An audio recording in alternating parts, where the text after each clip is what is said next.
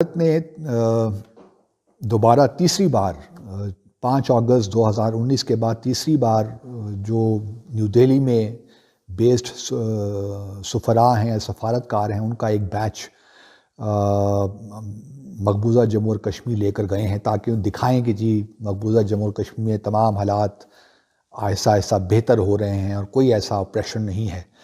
तो ये 24 सफारतकार थे और इसमें से दिलचस्प बात यह है कि 6 ममालिक जो हैं वो थे इस्लामी तंजीम OIC के, उसमें जो बांग्लादेश और मलेशिया के सफारतकार भी थे और ज़्यादातर यूरोपियन यूनियन के सफारतकार थे। कुछ साउथ अमेरिका से भी थे बट ज़्यादातर यूरोपियन यूनियन और OIC ममालिक के सफारतकार थे और वो श्रीनगर गए।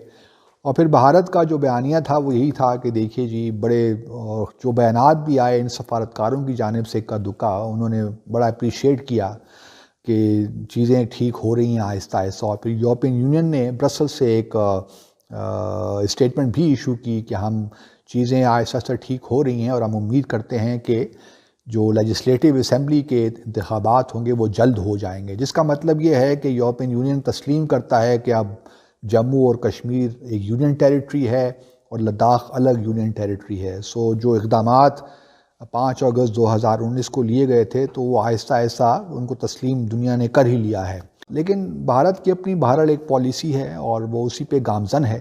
अब देखना ये है कि हमारे पास क्या है इन रिटर्न, स्टेटमेंट्स और प्रेस रिलीज़ इशू करने के अलावा लगता नहीं है कि हमारे पास कुछ है, जो मैं पिछले अब 2 सालों से ही तकरीबन कह रहा हूँ। और अफसोस भी होता है कि मामलात जिस तरफ जा रहे हैं वो क़तन हमारे मफादात में नहीं हैं। दुआ ही कर सकते हैं कि अल्लाह ताला जो है दूसरे ममालिक से अपने क्या तवक्को रखनी है, जबकि OIC के ममालिक भी इसमें शामिल हो गए। पहले तो हमें थोड़ा बहुत एहतजाज करना चाहिए था बायलैटरली, ख़ास तौर पर मलेशिया से। बांग्लादेश तो चलें, आई डू नॉट नो कितना हम कर सकते हैं, लेकिन OIC सेक्रेटेरिएट से हमें कहना चाहिए था कि भाई ये OIC के जो ममालिक गए हैं ये तो ठीक बात नहीं हुई। OIC को कम अज़ कम इसका बायकॉट करना चाहिए था इन ममालिक को। लेकिन हमारा बदकिस्मती यही है कि OIC में क्योंकि हमने कभी दो तरफ़ा ताल्लुक़ात पे फोकस नहीं किया और हम समझते हैं कि हम अच्छे दो तरफ़ा ताल्लुक़ात के बग़ैर OIC में या UN में नतीजे निकालेंगे, मस्बत नताइज, तो ये हमारी गलत फहमी या खुश फहमी है। तो बस अल्लाह खैर करे, सिर्फ दुआ ही कर सकते हैं। तीसरा डेलीगेशन गया है जी। इसमें इस्लामिक कंट्री, क्रिश्चियन कंट्री और हर कंट्री के रिप्रेजेंटेटिव है। ये मतलब हमारी चुनी हुई कंट्रियां नहीं है। इन्होंने पूरा कश्मीर घूमा, जो नए DDC के नुमाइंदे इलेक्ट हुए उनसे मिले। मुझे एक बात बताइए, और ये जो लोग गए थे ये एम्बेसडर्स हैं। एम्बेसडर्स का पॉलिटिकल एफिलिएशन नहीं, कोई इंटरेस्ट होता नहीं, इनका कश्मीर की राजनीति से कुछ लेना देना है। इसमें करीब 40% लोग जो अब तक गए हैं, 42% वो इस्लामिक कंट्री के नुमाइंदे, उनके रेस्पेक्टेड एम्बेसडर्स हैं।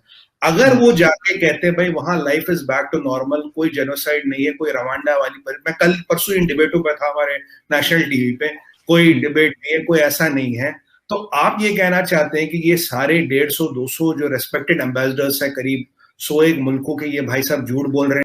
अगर ये ऑफिशियली आ रहे हैं, ये क्या देखते हैं भाई कोई कत्ल वगैरह तो नहीं हो रहा, लाइफ इज बैक टू, अगर डल लेक में जा रहा, शिकारा चल रही है, शिकारा चलती है टूरिस्ट पे, हाउस बोट चलता है टूरिस्ट पे, ये लोगों से मिले, पूरे कश्मीर में घूमे, जम्मू में घूमे, कोई सड़क पे लाशी नहीं मिली, कोई बम नहीं मिला, कोई आगजनी नहीं दिखी, तो इसका मतलब life is back to normal. और सबसे बड़ी बात फखर साहब, ये जो 70 लाख वोट पड़े ना अभी, और ये जो 51% पोलिंग हुई, और जो कश्मीरी है ना, सड़क का, गली का, मोहल्ले का, कोचे का, ये जो नया नुमाइंदा चुप के आया है ना, मैं ये नहीं कहता हूँ बीजेपी का, एनसीपी का, पीडीपी का, वो कभी दूसरे उस पर कभी मसला डिबेट करेंगे। ये जो कश्मीरी है ना, जिसकी कोई औकात नहीं थी, वक्त नहीं थी, जो अब ये लीडर बन के आया ना सामने, वो मिल रहा है।